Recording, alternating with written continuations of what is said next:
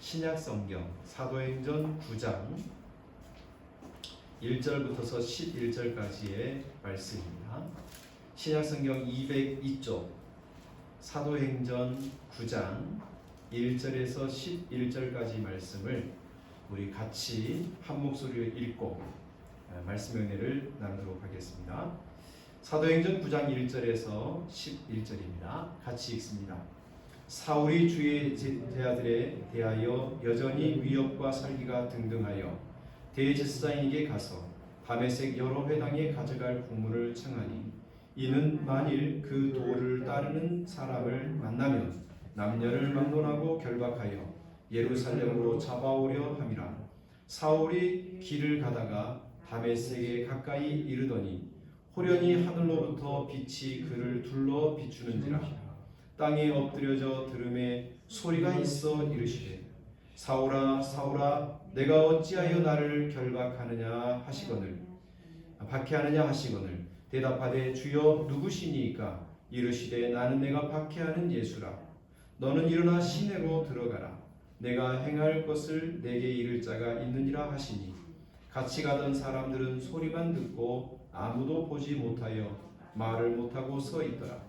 사울이 땅에서 일어나 눈을 떴으나 아무것도 보지 못하고 사람의 손에 끌려 다메섹으로 들어가서 사흘 동안 보지 못하고 먹지도 마시지도 아니하니라. 그때에 다메섹에 아나니아라 하는 제자가 있더니 주께서 환상 중에 불러 이르시되 아나니아야 하시거늘 대답하되 주여 내가 여기 있나이다 하니 주께서 이르시되 일어나 집 가라 하는 거리로 가서 유다의 집에서 다섯 사람 사울이라 하는 사람을 찾으라. 그가 기도하는 중이니라. 아멘.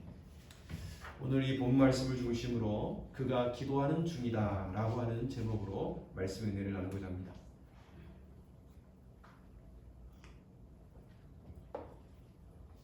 오늘 우리가 본문으로 삼은 사도행전 9장은 사도 바울이 예수님을 만나 그가 변화되었던 일종의 그 주님과의 만남을 간증하고 있는 내용이죠. 바울은 주님을 만나기 전에 사울이라고 하는 이름을 사용했습니다. 사울은 유대 교회를 열심으로 섬겼던 인물입니다.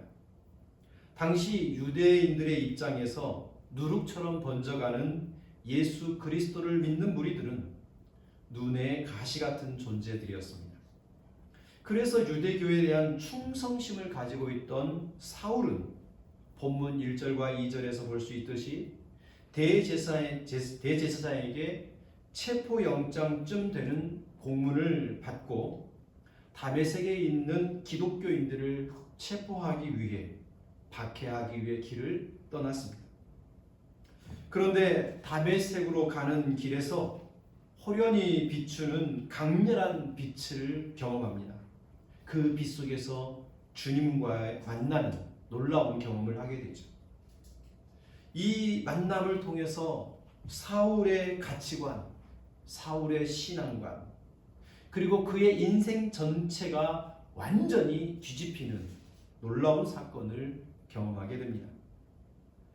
사울 자신이 예수님을 만난 이 사건을 간증하는 이 본문에서 매우 특이한 점이 있습니다. 그것은 사울의 말, 사울의 언어가 별로 등장하지 않는다는 점입니다. 사울아 사울아 내가 어찌하여 나를 박해하느냐. 이 주님의 질문에 대해서 이렇습니다 저렇습니다 이유를 대지 못하고 사울은 한마디 말만 던집니다. 주여 누구시니까. 이에 예수님께서는 나는 너가 핍박하는 예수다. 사울은 예수님을 직접 핍박한 적이 없습니다. 예수님을 믿는 사람들, 주님을 따르는 제자들을 박해하고 체포하고 구금하여 괴롭히는 일을 했지 예수님을 박해하진 않았습니다. 그런데 놀랍게도 예수님을 믿는 자를 박해하는 것이 곧 나, 예수를 박해하는 것이라고 주님이 말씀하시죠. 그러면서 곧바로 사울아 일어나라. 시내로 들어가라. 너가 행할 일을 너에게 일러줄 사람이 있다. 라고 명하십니다. 이 주님과의 만남 속에서 사울이 한 말은 딱 한마디. 당신은 누구십니까? 이 한마디 외에 어떤 말도 사울은 하지 못하고 있습니다. 결국 사흘 동안 보지도 못하고 심지어 먹지도 마시지도 아니했다고 했습니다. 이것은 굉장히 금식하는 거죠. 너무나도 혼란스럽고 뭔가 충격적인 일을 경험할 때 우리는 식음을 전폐한다고 하죠. 지금 사울이 그러고 있습니다. 왜 사울은 주여 누구십니까? 이 한마디 말 외에 어떤 말도 못하게 된 걸까요? 왜 사울은 말을 잃어버린 것일까요? 주님과의 짧은 만남은 사울의 머리를 해머로 꽝 이렇게 맞는 듯한 충격을 받은 겁니다. 이전에 도저히 이해할 수 없었고 받아들일 수 없었던 예수, 그분이 살아계셨고 그분이 지금도 백성들을 함께 하시며 그리고 박해하는 자신을 향하여 다가오셨다고 하는 이 놀라운 사건이 사울에게는 충격이었습니다. 동시에 그때까지 자기가 해왔던 많은 공부, 확신 있는 가르침과 행동이 모두 잘못되었다는 사실을 발견하게 된 거죠. 그동안의 모든 공든탑이 무너지고 자신의 노고가 무용지물이라고 하는 사실을 느낀 겁니다. 따라서 다메섹에서 예수님을 만난 이 사울은 몹시 혼란스럽고 두려웠을 것입니다. 더군다나 그는 지금 눈도 보이지 않는 시력을 상실한 채 지금 사람에 이끌려 어디론가 가고 있습니다. 아마도 사울의 머릿속에 별별 생각들이 스쳐 지나갔을 것입니다. 그래, 내가 그동안 나쁜 짓을 많이 했더니 하나님께 벌을 받는구나. 나는 결국 눈을 뜨지도 못하고 이렇게 장님으로 살다 죽는 건 아닐까? 그럼 나는 뭘 어떻게 해야 되지? 내가 그동안에 믿고 신봉했던 그 가르침이 아무것도 아니란 말인가? 만약 예수님을 인정하게 된다면 나는 앞으로 어떤 인생이 될까? 이제 나는 누구를 위해서 무엇을 위해 살아야 되지? 걷잡을 수 없는 고민들 속에 사울은 큰 혼란에 빠져 있던 거예요. 그래서 3일 동안 보지도 못했을 뿐만 아니라 먹는 것도 마시는 것도 포기하고 마치 살아있지만 죽어있는 상태로 3일을 지내고 있습니다. 그런데 오늘 본문 11절을 보면 이런 혼란 중에 말을 잃어버리고 두려움 속에 충격 속에 어찌할 바 모르는 이 사울의 모습을 성경은 뭐라고 표현합니까? 11절 끝에 보면 그가 기도하는 중이다. 여러분, 그가 기도하는 중이다. 이 말은 다른 사람이 아닌 예수님이 아나니아에게 해주신 말이에요. 사울이 지금 기도하는 중이다. 사울은 충격과 혼동 속에서 자신을 방치하고 있지 않았던 것 같습니다. 그는 기도를 시작한 거죠. 그 순간 무슨 기도를 어떻게 했는지 우리는 정확히 알 수 없지만 주님의 평가는 사울이 지금 기도하고 있다라고 말하고 있어요. 그러나 이때 기도하는 사울의 기도는 구체적인 기도 제목이 있는 논리적인 기도였으리라고는 생각되지 않습니다. 스펄전 목사님도 영국에서 이 황금의 입 대설교가로 알려진 스펄전 목사님도 이 부분을 설교하며 이렇게 말합니다. 아마도 그는 그저 넉나간 사람처럼 눈물을 흘리며 하나님 앞에서 잘못했다고 고백하며 사흘이라는 시간을 보냈을 것이다 라고 추측하고 있어요. 저 역시도 그런 생각을 하게 됩니다. 분명히 지금 사울은 비통에 차서 엉엉 울며 기도하고 있는 것 같아요. 우리는 때때로 논리적인 말이나 현란한 수식 어구 없이도 주님께서 우리의 기도를 듣고 계신다라고 하는 것을 느낄 때가 있습니다. 왜냐하면 주님이 들으시는 기도는 현란한 수식어구로 장식된 성경 지식으로 가득 찬 그런 기도가 아니기 때문에 그래요. 하나님이 정말 기쁘게 받으시는 기도는 바울과 같이, 지금 사울과 같이 폭탄 맞은 자의 마음이 되어서 하나님을 잘못 알았던 지난날의 편견과 아집을 깨뜨리며 하는 기도일 겁니다. 완전히 자기가 무너진, 어찌할 바 모르는 두렵고 떨림 속에서 언어가 나오지 않는 이 좌절 속에서 드리는 기도, 하나님이 들으시는 기도죠. 적절한 언어를 찾지 못해서 한숨만 내쉰다고 할지라도 그 깊은 한숨은 곧바로 하늘로 올라가 하나님 앞에 아름답게 들리는 노래처럼 들리게 될 것입니다. 하나님께서는 깨뜨려진 마음으로 기도하는 사람들의 기도를 기쁘게 받아주셔요. 그래서 하나님은 통회하는 자, 중심으로 회개하는 자를 기쁘게 받아주시죠. 우리의 기도가 주님께 감동이 되어지는 기도가 되려면, 우리의 기도가 주님의 마음을 움직이게 하는 기도가 되기 위해서는 우리의 기도가 입술과 혀 사이에서 흘러나오는 기도가 되어서는 안 됩니다. 이전에 하나님 없이 살았던 옛 삶에 대한 깊은 회개와 더불어서 단단한 자기 자아가 깨어지면서, 우리 심령이 깨어지면서 그 깨어진 틈을 비집고 진실한 기도가 쏟아져 나올 때 그 기도를 하나님이 들으시고 응답해 주시는 거죠. 사실 기도의 깊은 경지를 경험해 본 사람들은 공통적으로 말을 합니다.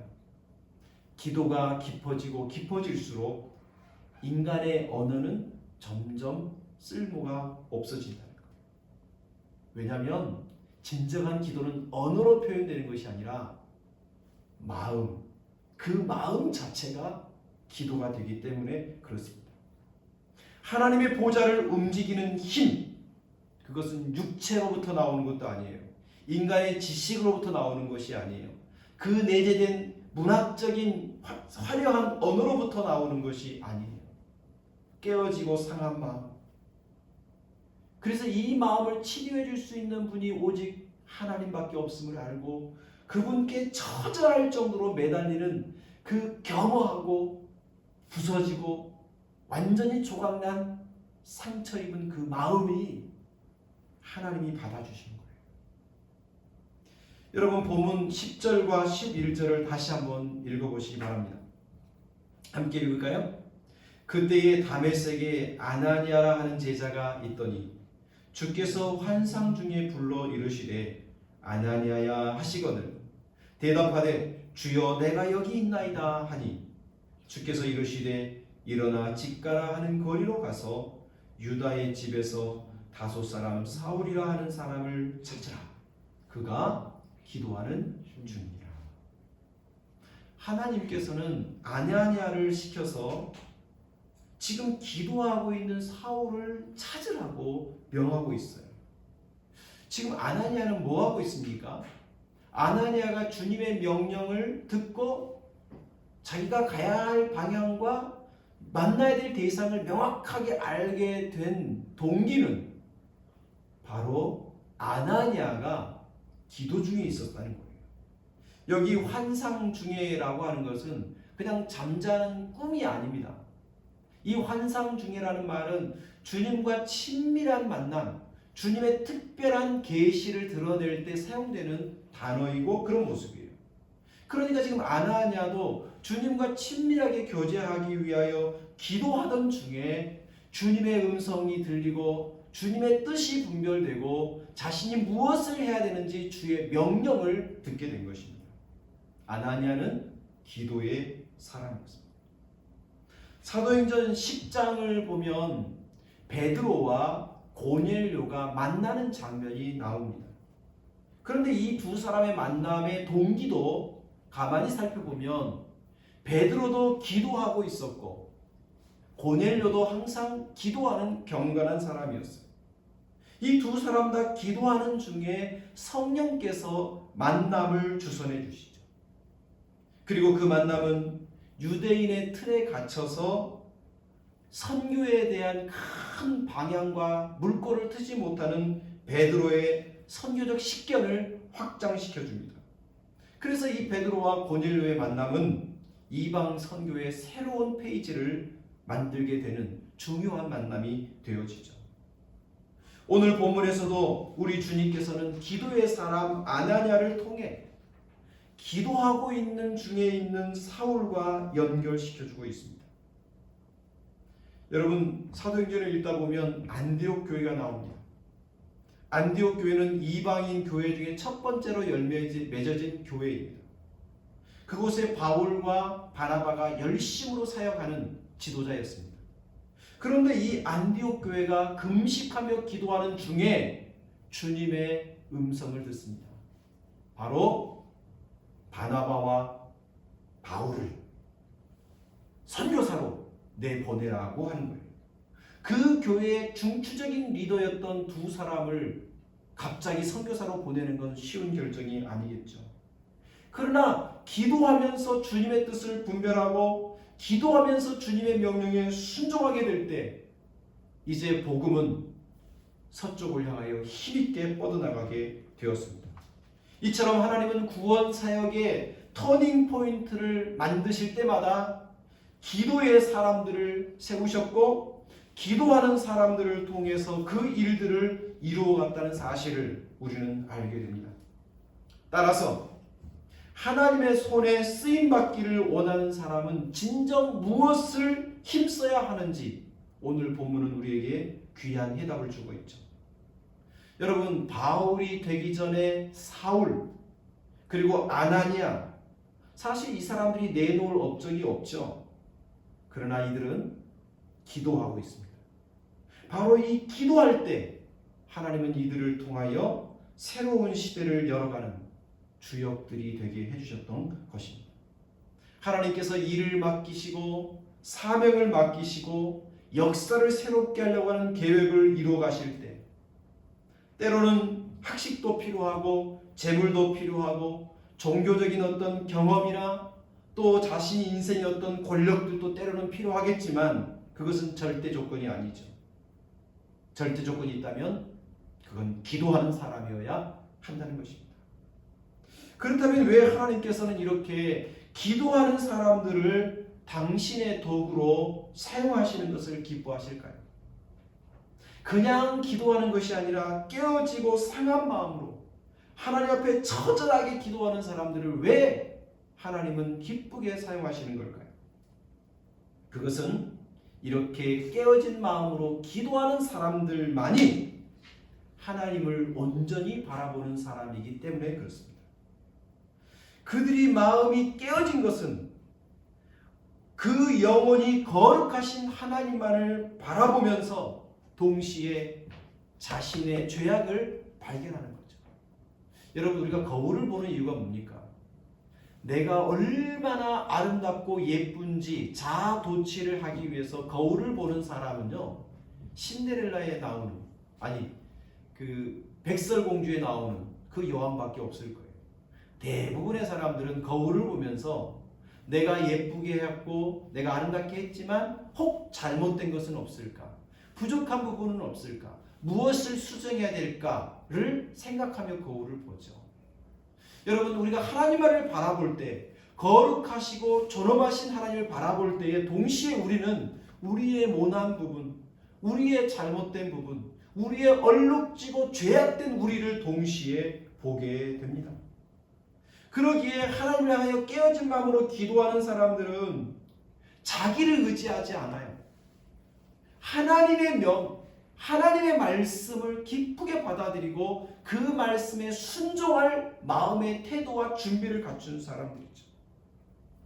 사울이 다메섹 도상에서 하나님을 만난 후에 상하고 통회하는 마음으로 하나님 앞에 기도했을 때 사울이 뭘 발견할까요? 그래, 내가 지난달 잘못 살았구나. 내가 지난달 예수님을 믿는 자를 박해하는 것이 곧 예수를 박해하는 것이었구나. 내가 알고 있었던 것이 진리와 정반대였구나. 내가 얼마나 못된 것인지, 내가 얼마나 잘못된 삶을 살아왔는지를 발견한 거죠. 그러기에 철저히 자기를 깨트리며 이제는 주님이 뭐라고 말씀하는지, 내가 해야 될 일이 무엇인지 알려주신다면 그 뜻대로 살고 싶다라고 마음의 준비, 결단을 하고 있었던 겁니다. 이처럼 주님의 말씀에 기꺼이 순종하고자 하는 사람은요, 이미도 말씀드린 것처럼 철저히 자기 자신에 대해 실망한 사람이에요.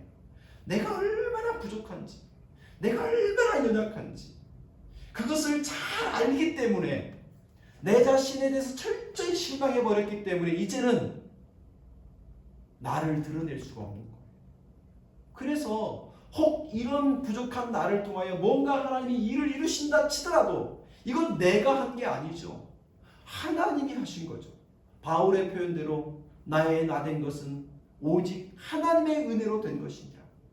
그래서 자기 자신에 대해서 깨어진 실망한 사람들은 어떤 일을 이루더라도 나를 드러내지 않고 오직 하나님만을 자랑할 수 있는 그런 사람이 돼요. 그렇기 때문에 우리 하나님께서는 깨어진 마음으로 기도하는 사람, 하나님만 바라보고 그분의 말씀에 철저히 복종하기로 결행하고, 내가 아니라 하나님입니다라고 하나님을 자랑하는 사람이 되기 때문에 우리 하나님은 그런 기도의 사람을 들어 사용하시는 것입니다.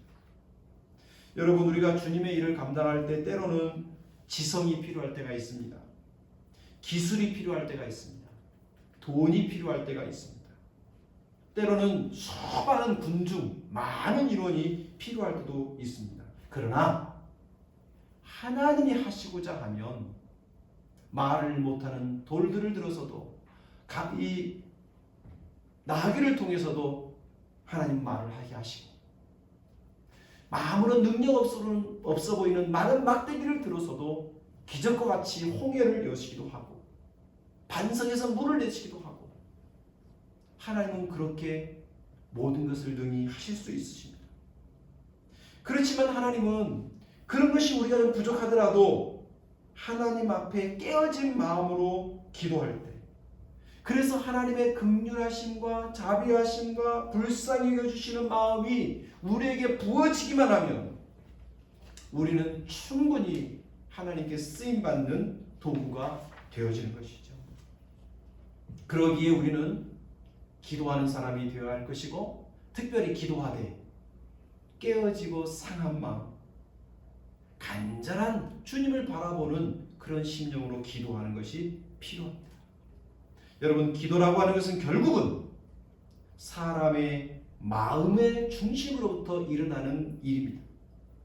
기도는 마음에서 우러나오는 활동입니다. 기도는 우리의 마음의 상태가 어떠하느냐에 따라서 그 결과가 너무나도 달라집니다. 우리가 얼마나 많이 기도했느냐, 얼마나 큰 소리로 기도했느냐, 이게 주님 앞에서는 중요한 게 아니에요. 실제로 우리가 서너 시간 기도해도 영 만족스럽지 않을 때가 있습니다. 그러나 30분만 기도했음에도 불구하고 내 영혼에 하나님의 은혜와 은총의 강물이 충만해지고 평강과 기쁨이 넘쳐나는 기도를 할 때도 있습니다. 기도는 시간의 문제가 아니에요. 내 열정의 강도의 문제가 아니에요. 정말 주의 깊게 점검해야 될 것은 횟수나 시간이 아니라 어떤 마음의 상태로 주님 앞에 기도했느냐 하는 겁니다. 우리 모두는 하나님 앞에서 참 고집이 많은, 이 고집으로 가득 찬 죄인들입니다. 우리는 하늘의 신령한 것을 구하기보다는 땅에 있는 것들을 위하여서 더 열심히 구하는 마음이 있는 것 같아요. 하늘나라의 보화를 쌓는 일보다 이 세상의 일에 우리의 열정과 우리의 에너지를 더 많이 쓰는 그것이 우리의 모습이에요. 그러다 보니까 우리가 하나님 앞에 기도할 때에도 동일한 것 같아요. 정말로 하나님을 바라보는 것이 아니라 하나님을 통해 이 세상의 그 무엇인가를 바라는 기도가 점점 많아지고 있는 것 같아요. 그러나 그런 세상을 향한 우리의 목적을 이루기 위한 기도보다 우리가 전심으로 하나님만을 바라보고 하나님의 능력과 은총을 갈망하는, 그 하나님의 은혜를 갈망하는 그런 마음의 상태가 될 때 우리 하나님은 정말 우리에게 놀랍게 일하시는 겁니다. 여러분, 우리가 이런 죄인이고 연약함이 있기 때문에 그 하나님의 은혜를 날마다 경험하기 위해서는 기도하는 것 외에는 방법이 없는 거죠. 기도는 하나님이 살아계심을 인정하는 것입니다. 동시에 살아계신 하나님을 향하여 내가 철저히 당신을 의지합니다. 하나님 없이는 살 수 없습니다. 주님의 은혜가 아니고는 내 영혼에 참된 평화가 없습니다 라고 하는 하나님을 향한 절대 의존의 모습을 보이는 것이 법 기도인 것입니다. 사울이 기도를 통해서 상한 마음과 깨어진 마음으로 무엇을 기도했는지 우리는 알 수는 없습니다. 그는 절망하고 그는 자기 자신에서 실망하고 그래서 나는 어떻게 해야 되지 하며 두렵고 떨리는 마음으로 하나님 앞에 머물러 있었을 거예요. 지금까지 내가 살아왔던 삶에 대한 철저한 반성과 더불어 이제 하나님 내가 어떻게 살아야 되는지를 물었을 거예요. 여러분, 우리는 이 사울의 이야기를 이게 전후를 다 알죠. 그래서 이 사도행전 9장을 넘어 이 사울이 바울로 바뀌면서 하나님께 우리 예수님의 복음을 위해서 엄청나게 헌신한 위대한 인물로 살았다는 사실을 잘 알고 있어요. 그러나 지금 사도행전 9장에서 주님을 만나 혼돈 속에 빠져있는 이 사울이라고 하는 이 사람은 미래에 대한 두려움으로 가득 차 있는 거 아니겠습니까? 뭘 어떻게 해야 되는지를 모르는 거죠. 그래서 사울이 하고 있는 게 뭐예요? 기도하는 거예요. 여러분, 기도는 미래에 대한 불확실, 미래에 대한 두려움, 그것을 변화시키고 바꾸어가는 능력이 바로 기도 속에 있습니다. 사실 우리가 내 인생의 길이 다음 달은 이렇게 될 것이고 1년 후에는 이렇게 될 것이며 내가 10년은 이렇게 될 것이라고 100% 확신한다면 하나님께 기도할 일이 뭐 있습니까? 내가 원하고 바라고 계획한 대로 다 됐는데 굳이 하나님 의지할 방법이 뭐 있습니까? 그러나 우리는 내일을 몰라요. 아무리 확신에 차 있다 치더라도 어떻게 변할지 모르는 것이 우리의 인생입니다. 그런 미래에 대한 두려움, 어떻게 될지 모르는 환경과 여건 속에서 어찌할 바 모르는 우리의 이 두렵고 낯선 모습 속에서 이 환경을 바꾸고 변화시키는 능력이 바로 기도를 통해서 온다는 사실을 우리는 알아야 합니다. 그러기에 우리는 하나님 앞에 기도할 때 어떻게 기도해야 될까요? 깨어진 심령으로 온전히 하나님만을 바라보며 그분의 능력과 그분의 은총 아니고는 도무지 이겨낼 수도 살아낼 수도 없다라고 하는 진실한 믿음 속에 드리는 기도, 이것이 우리의 인생을 아름답게 만들어가는 능력 있는 기도가 되는 것이죠. 사랑하는 교회 여러분, 하늘의 권능을 불러오는 기도를 우리가 드리기 위해서는 강력한 마음, 아주 확신에 찬 자신의 지식이나 자신의 능력이나 자신의 경험이나 자신의 재력이나 자신의 그 몸과 권력을 의지하는 내 힘으로 드리는 것이 아니에요. 그건 내가 가졌던 모든 것이 다 무너져 버릴 때, 하나님 앞에서 무참히 부서져 버릴 때, 그 깨어지고 부서지고 상한 마음, 그것으로 드리는 기도가 하나님의 마음을 움직이는 기도가 되는 것이죠. 하나님의 도우심 밖에는 소망할 것이 없습니다. 그렇게 간절한 마음으로 기도할 때, 여러분, 능력 있는 기도를 위해서는 능력 있는 말, 능력 있는 그런 힘이 필요한 것이 아닙니다. 참으로 능력이 없는 마음, 위대한 기도는 위대한 마음에서 나오는 것이 아니라 비참하리만큼 낮아진 마음에서 나온다는 사실을 우리는 기억해야 돼요. 사랑하는 교회 여러분, 우리의 기도는 어떻습니까? 우리는 무엇을 위해서 기도합니까? 내가 어느 정도 할 수 있는데 조금만 하나님이 좀 도와주시면 될 것 같아서 기도하는가요? 아니면 하나님이 도와주지 않으면 아무것도 할 수 없다라고 하는 그렇게 낮아진 마음으로 기도하고 있는 거예요. 아, 내가 지금 5시간 기도했으니까 하나님 뭔가 이제 이루시겠지. 내가 기도한 기도의 분량을 의지하고 있는 겁니까? 아니면 하나님 내가 평생을 기도한들 하나님이 허락하지 않으면 아무것도 아닙니다 라고 말하며 하나님만 의지하며 기도하고 있습니까? 여러분, 부디 우리의 기도가 나를 의지함이 아니라 내가 무엇을 했음을 의지함이 아니라 하나님, 그 하나님만 바라보고 의지하는 기도가 될 수 있기를 소망합니다. 우리 사울이 경험했던 것처럼 상하고 깨어진 마음으로 어찌할 바를 몰라 하나님의 뜻을 구하며 하나님의 은총을 구하며 엎드려 매달리는 그런 성도, 그게 바로 우리가 될 수 있기를 소망합니다. 여러분, 그런 마음으로 우리 11월부터 기도의 자리에 함께 나갔으면 좋겠습니다. 제가 오늘 이렇게 기도합시다라고 요청하고 또 기도해야 합니다라고 제가 그렇게 강하게 어필하지 않더라도 여러분, 기도가 필요한 거 정말 아시잖아요. 스스로 내가 기도하지 않으면 안 되는데 그렇게 생각하시잖아요.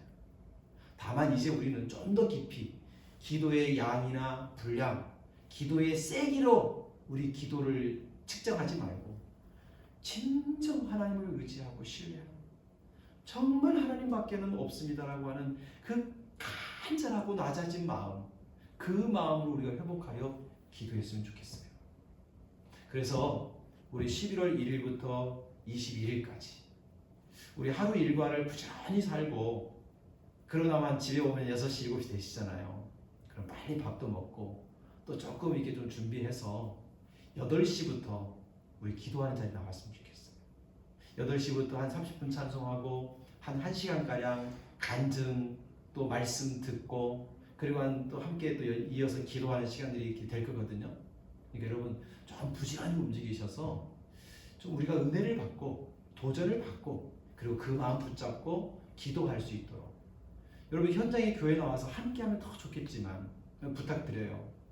네. 아무도 나오지 않더라도 저라도 이 자리를 지켜내겠습니다. 그래서 우리 교회가 기도의 불꽃이 다시금 일어나도록 한번 힘쓰겠습니다. 그러니까 하루 일과를 좀 빨리 정리하시고 교회 오셔서 함께 기도하고 그렇지 못할 형편이 있겠죠. 직장에 있거나 또 여러 가지 환경 때문에 그러면 우리 휴대폰이나 또 인터넷 바로 연결해서 유튜브로도 이렇게 실시간으로 하니까 보시면서 깨어진 마음 오직 주의 은혜만을 바라보는 낮고 겸손한 마음으로 기도한다면 하나님이 우리의 삶을 점점점 아름답게 만들어 가실 겁니다. 우리 함께 기도의 불꽃이 일어날 수 있기를 소망하고 축복합니다. 기도하겠습니다. 하나님 아버지 감사합니다. 오늘 사울이 주님을 만났을 때 그의 마음과 생각이 완전히 무너져 내리고 하나님만 바라보며 낮아지고 겸손하고 깨어지고 상한 마음으로 주님께 기도했습니다.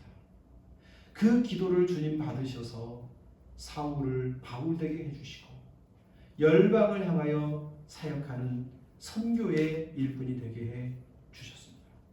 하나님, 우리도 상한 마음, 깨어진 마음, 주님만 바라보고 주님만 의지하고 주님만 신뢰하고 주님의 능력만을 구하는 겸손한 마음으로 기도할 수 있기를 소망합니다.